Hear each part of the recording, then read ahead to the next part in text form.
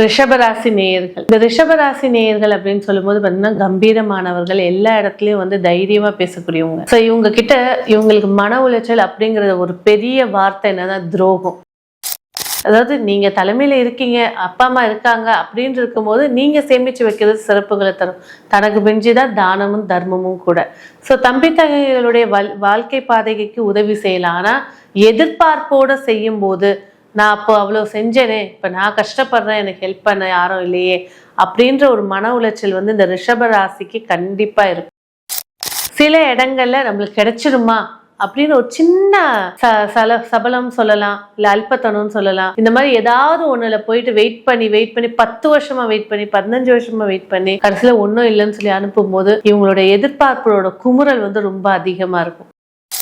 இந்த பணம், துரோகம், சொந்த பந்தத்தை கிட்ட கட்டுப்படுத்தி இருக்கிறது. இப்ப மேஷராசின்னு சொல்லும் போது பாத்தீங்கன்னா வேலையில நான் ஒருத்தன் கீழே வேலை செய்யறேன் அப்படின்னு ஒரு மன உளைச்சல் இருக்கும். ஆனா இந்த ரிஷபராசி பாத்தீங்கன்னா வீட்டுக்குள்ள நான் ஒரு மாமியார் பிடியில இருக்கேன், ஆண்களே சொல்றேன், நான் மாமியார் பிடியில இருக்கேன், எங்க அப்பா பிடியில இருக்கேன், என்னால இன்னும் 45 வயசு ஆகுது, இன்னமும் நான் வெளிப்படையா வர முடியல, ஒரு 20 ரூபாய் எடுத்து என்னால் செலவு பண்ண முடியல. இந்த மாதிரி குமுறல்கள் அதிகம் இருக்கக்கூடிய, பொருளாதார ரீதியான குமுறல்கள் அதிகம், மன உளைச்சல் இருக்கக்கூடிய ராசியில ரிஷபம் தான் ஃபர்ஸ்ட் லெவல்.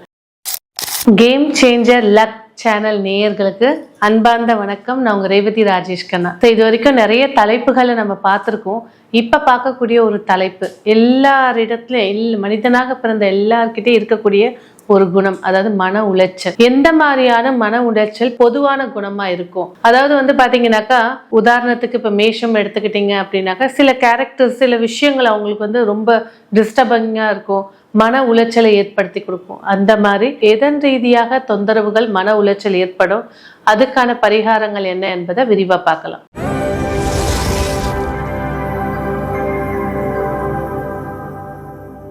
ரிஷபராசி நேயர்கள். இந்த ரிஷபராசி நேயர்கள் அப்படின்னு சொல்லும்போது பார்த்தீங்கன்னா கம்பீரமானவர்கள், எல்லா இடத்துலயும் தைரியமா பேசக்கூடியவங்க. ஸோ இவங்க கிட்ட இவங்களுக்கு மன உளைச்சல் அப்படிங்கிற ஒரு பெரிய வார்த்தை என்னன்னா துரோகம். இவங்க எதை வேணும்னாலும் மன்னிச்சிருவாங்க. அந்த நம்பிக்கை துரோகத்தை பற்றி பார்த்தீங்கன்னாக்கா ஆள் மனசுல ஒரு பாதிப்பா வச்சிருக்கக்கூடியவங்க. இந்த நம்பிக்கை துரோகம் எங்கெங்கெல்லாம் வரலாம்? பணம் சார்ந்த விஷயத்துல, பண நெருக்கடி இல்லாத பட்சத்துல ஒருத்தர் நம்பிக்கையானவங்க கேட்டாங்களேன்னு கொடுத்து அதை ஏமாந்துட்டு போகும்போது அவங்களோட முக்கால்வாசி காலம் அதையே புலம்பி உள்ளுக்குள்ள அழுத்தத்தை எடுத்துக்கிட்டு வாழக்கூடியவங்க ரிஷபராசி. ஆண்களா இருக்கட்டும், பெண்களா இருக்கட்டும், 2 பேருமே. ஸோ நிறைய இடங்கள்ல பாத்தீங்கன்னா இந்த ரிஷபராசிக்கு ஒரு விஷயம் சொல்லணும் அப்படின்னு பாத்தீங்கன்னா, நீங்க உங்களோட வாழ்க்கை பயணத்துக்கு தேவையானதை சம்பாதிச்சுட்டு வாழ்றது சிறப்பு தருவங்க. என் தம்பி தங்கச்சி, அதாவது நீங்க தலைமையில இருக்கீங்க, அப்பா அம்மா இருக்காங்க அப்படின்னு இருக்கும்போது நீங்க சேமிச்சு வைக்கிறது சிறப்புகளை தரும். தனக்கு மிஞ்சிதான் தானமும் தர்மமும் கூட. ஸோ தம்பி தங்கைகளுடைய வாழ்க்கை பாதைக்கு உதவி செய்யலாம். ஆனா எதிர்பார்ப்போட செய்யும் போது நான் அப்போ அவ்வளோ செஞ்சேனே, இப்போ நான் கஷ்டப்படுறேன், எனக்கு ஹெல்ப் பண்ண யாரும் இல்லையே அப்படின்ற ஒரு மன உளைச்சல் இந்த ரிஷப ராசிக்கு கண்டிப்பா இருக்கும். அதே போல பாத்தீங்கன்னா ஒரு எதிர்பார்ப்பை ஒண்ணு வச்சுக்கிட்டே இருந்துட்டு கடைசி நேரத்தில் அது இல்லைன்னு சொல்லும்போது உடஞ்சி போகக்கூடியவங்க இந்த ரிஷபராசி. ஏன்னா எல்லா விஷயத்தையும் துல்லியமா கணிக்கக்கூடியவங்க இந்த ரிஷபராசி, ஆண்களா இருக்கட்டும், பெண்களா இருக்கட்டும். ஆனா சில இடங்கள்ல நம்மளுக்கு கிடைச்சிருமா அப்படின்னு ஒரு சின்ன சபலம் சொல்லலாம், இல்ல அல்பத்தனம்னு சொல்லலாம். இந்த மாதிரி ஏதாவது ஒண்ணுல போயிட்டு வெயிட் பண்ணி 10 வருஷமா வெயிட் பண்ணி 15 வருஷமா வெயிட் பண்ணி கடைசியில ஒன்னும் இல்லைன்னு சொல்லி அனுப்பும் போது இவங்களோட எதிர்பார்ப்போட குமுறல் ரொம்ப அதிகமா இருக்கும். இவங்களுக்கு முக்கால்வாசி பாத்தீங்கன்னாக்கா தன்னோட பிள்ளைகளுடைய வாழ்க்கைய நல்ல பிரகாசமா ஆக்கி கொடுக்கணும். ஃபர்ஸ்ட் உங்களுக்கு இதுல நம்ம பேசக்கூடியது பொது பலன் தான். ஸோ உங்களுடைய ஜாதகத்தை தனிப்பட்டு பார்க்கலாம். அப்போ பொது பலன் சொல்லும் போது பாத்தீங்கன்னா முதல் விஷயம் மூத்த குழந்தை. இவங்களோட இல்லற வாழ்க்கையும் சரி, குடும்ப வாழ்க்கையும் சரியா இல்லாம அதை நினைச்சு புலம்பக்கூடியவங்க ரிஷபராசி, ரிஷப லக்னக்காரர்கள். ஸோ நல்ல அழகா இருக்கக்கூடியவங்க, எந்த இடத்தையும் கிளவரா பண்ணக்கூடியவங்க, நுண்ணியமான ஒர்க்ஸ் பண்ணக்கூடியவங்க இந்த ரிஷபராசி நேயர்கள்.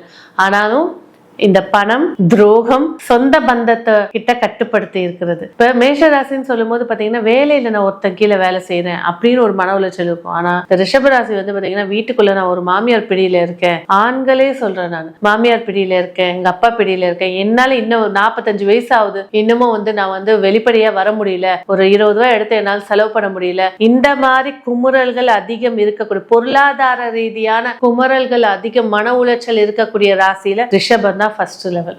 அடுத்தபடியா ஆரோக்கியம் அப்படின்னு பேசும்போது பாத்தீங்கன்னா இவங்களுக்கு இவங்க தான் ஆப்பே வச்சுக்கிறது. ஏன்னா ராசிநாதனே தான் 6ஆம் அதிபதியாகவும் வராரு. ஸோ தேவையில்லாம உணவுகள் அதிகப்படியான fast food, hotel, junk foods இதை சாப்பிட்டு நரம்பு மண்டலத்தை வீக்னஸ் ஆகக்கூடியவங்களும் இந்த ரிஷபராசி நேயர்கள் தான். வீண வம்பு வழக்குகள், நீ செய் நான் ஹெல்ப் பண்றேன், அந்த மாதிரி வாக்குகளை கொடுத்து மாட்டிக்கிறவங்களும் இந்த ரிஷபராசி நேயர்கள் தான். இல்லற வாழ்க்கையை பொறுத்த வரைக்கும் நிறைய இழப்புகளை சந்திச்சிருப்பாங்க.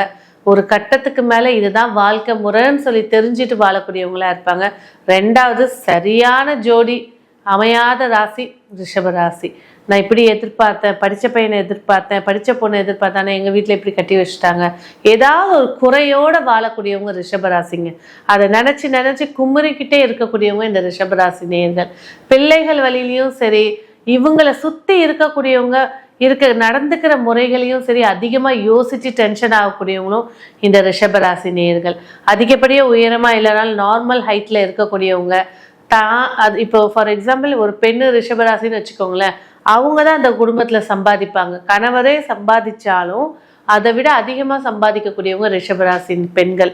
அதோட மன உளைச்சலே அதிகமாக. ஏன்னா தனக்கு வரக்கூடியவர் எப்படி இருக்கணும்னு ஒரு கற்பனையில் இருந்தவங்க இல்லாத பட்சத்தில் அமையும் போது குமரலோட வேலைக்கு போகிறது, குமரலோட வீட்டிலேருந்து வேலை செய்யக்கூடிய வேலைகளை செய்யக்கூடியவங்க இந்த ரிஷபராசி நேயர்கள். ஸோ அதே போல் பணம் சார்ந்த விஷயங்கள் எப்போவுமே எச்சரிக்கையாக இருக்கணும் ரிஷபராசி. அடுத்தது பார்த்தீங்கன்னாக்கா வீட்டில் பூஜை புனஸ்காரங்கள் இது சார்ந்த விஷயத்தில் இன்னும் கொஞ்சம் கவனம் எடுத்துக்கிட்டு பண்ணும்போது இன்னும் சிறப்புகளை ஏற்படுத்தி கொடுக்கும். உத்தியோகத்துலேயும் சரி, சொந்த தொழிலையும் சரி அதிகப்படியான சிரித்த முகத்தோடு இருக்கக்கூடியவங்க ரிஷபராசிங்க. அதே நேரத்தில் ஏமாலியும் ரிஷபராசி தான். நான் சொல்லும் போதே பாதி பேர் ஆமான்னு சொல்லுவேன். ஏன்னா அவங்க என்கிட்ட நல்லா பழகிட்டேன், அவங்ககிட்ட நான் காசு இல்லைன்னு எப்படி சொல்கிறது, இப்போ உனக்கு வேலையை விட்டு தூக்குறேன், இவரோட விஷயம் நம்ம தெரிஞ்ச தூக்க முடியாத ஒரு அவஸ்தையில் இருக்கக்கூடியவங்களும் இந்த ரிஷபராசி. ஆனால் ஒரு கட்டத்துக்கு மேலே நாசுக்கா பேசி அனுப்பிடுவாங்க. ஆனாலும் இவங்களை விட்டு போகிற லேபர்ஸ் திரும்ப இவங்ககிட்டே தான் வருவாங்க. அந்த மாதிரி ஒரு விஷயத்தையும் ஏற்படுத்தி கொடுக்கும். ஸோ இந்த ரிஷபராசிக்கு அப்படின்னு சொல்லும்போது பார்த்தீங்கன்னா துரோகம், இந்த வார்த்தை ஞாபகம் வச்சுக்கோங்க. யாராக இருந்தாலும் ஒரு லிமிட்டடோடு பழகும்போது இந்த துரோகம் சார்ந்த விஷயங்கள் கிளியர் ஆகிடும். இந்த ரிஷபராசிக்கு பூர்வீக கதைகளும் இருக்கும். எங்கள் அப்பாவை துரோகம் பண்ணிட்டாங்க, அதனால தான் நாங்கள் ஊர் விட்டு ஊர் வந்துட்டோம். இந்த விஷயங்கள் அதிகமாக துரோகத்தால் பாதிக்கப்பட்ட ராசி அப்படின்னு பார்த்தீங்கன்னா இந்த ரிஷபராசி, ரிஷப லக்னம் தான். எதிர்பார்த்து எதிர்பார்த்து எதிர்பார்த்து மன உளைச்சல்ல போறவங்களும் இந்த ரிஷபராசி தான். ஆரோக்கியம் பேசும்போது அதிகப்படியான பிபி, நரம்பு சம்பந்தப்பட்ட தொந்தரவுகள், கொலஸ்ட்ரால் இது சார்ந்த விஷயங்கள் தான் இந்த ரிஷபராசிக்கு. இது எப்போதான் குறையும், இந்த சுகர் எப்போதான் குறையும்? நானும் டயட் இருந்துட்டு தான் இருக்கேன். 10 நாள் இருக்கிற 15 நாள் இருக்கு. ஆனால் ஒரு நாள் எடுத்து சாப்பிட்றது மொத்தத்தையும் இந்த 15 நாள் இதையும் குறைச்சி கொடுத்துரும். ஸோ அதுதான் சொல்றாங்க, ஒரு விஷயத்தை எதிர்பார்க்கறத தூக்கி போட்டுட்டீங்கன்னாக்கா உங்களுக்கு இந்த வாழ்க்கையில இருக்கக்கூடிய மன உளைச்சல்கள் நீங்கிரும், இல்லற வாழ்க்கையில இருக்கக்கூடிய பிரச்சனைகள் நீங்கிரும். சரி, இதெல்லாம் இவ்வளவு சொல்லிட்டீங்க, இதுல ஆறுதலா என்னதான் இருக்கு அப்படின்னு பாத்தீங்கன்னாக்கா எப்பவுமே கேஷ் ஆஃப் வீட்டில் வைக்காம பேங்க்லயோ இல்லை ஜுவல்லையோ இல்லை லேண்ட்லயோ போட்டுக்கிறது இன்னும் சிறப்பை ஏற்படுத்தி தரும். ஸோ இந்த மாதிரி விஷயங்கள்ல உங்களை ஏமாற்ற முடியாது, மன உளைச்சலை ஏற்படுத்தி தராது. இப்போ புதுமண தம்பதிகள் இருக்கீங்க அப்படின்னா, கல்யாணம் பண்ணி போயிருக்கீங்கன்னா உங்க பொருட்கள் நகைகளை நீங்க வச்சுக்கிறது சிறப்பா இருக்கும். நான் மாமியார்கிட்ட கொடுத்துட்டேன், இங்க கொடுத்துட்டேன், திரும்பி தருவாங்களா தெரியல, காட்டவே மாட்டுறாங்க அப்படின்னு சொல்லி அவதிப்பட்டு இருக்கிறவங்களும் இருக்கீங்க. ஸோ இந்த மாதிரி விஷயங்கள் சில இடங்கள், ஏன்னா இப்போ உள்ள காலகட்டத்துக்கு நகைகள் எல்லாம் பெண்களே வச்சுக்கிறது சிறப்பாக இருக்கும்.